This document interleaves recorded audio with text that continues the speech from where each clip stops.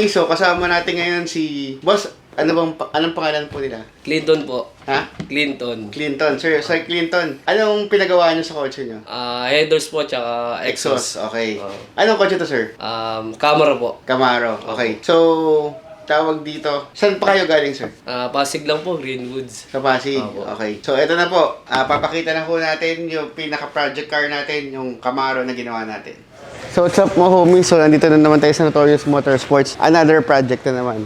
Camaro. So, halos lahat ng sports car dito talaga nagpapagawa dahil syempre, iba pa rin yung nakakaalam yung gumagawa. So, yeah, experience na rin. So, 10 years na kami gumagawa ng mga kotse. Itong mga ganitong Camaro. Kaya, kahit paano, pwede na namin ipagmalaki na talagang sanay na kami dito sa mga ganito. So, ang ginawa namin dito, X-Pipe. Naka-HKS muffler tip siya. Tapos, dalawang custom muffler. Yan, kung mapapansin nyo. Naka 2.5 siya na pipings. Ayan.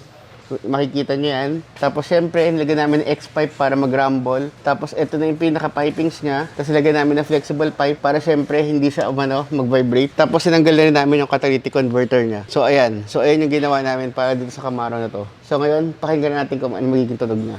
So, what's up mga homies? So, dito sa Notorious Motorsports, nagtitint na din kami. So, in-offer na namin yung customer ng pinakamagandang tint, yung Steck na brand. So, ito, napakaganda nung ano niya, heat resistance. So, almost 85 to 90% yung heat resistance niya.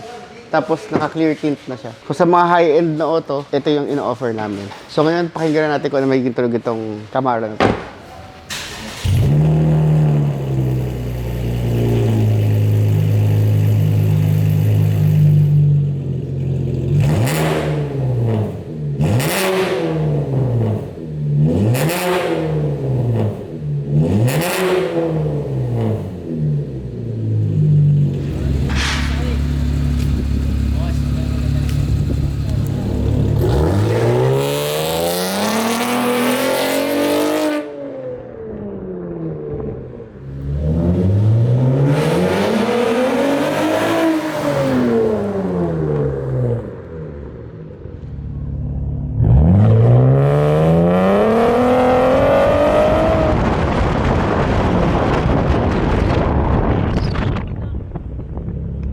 Okay, sir, ano masasabi mo sa ginawa natin na exhaust tsaka... Ang laki ng improvement.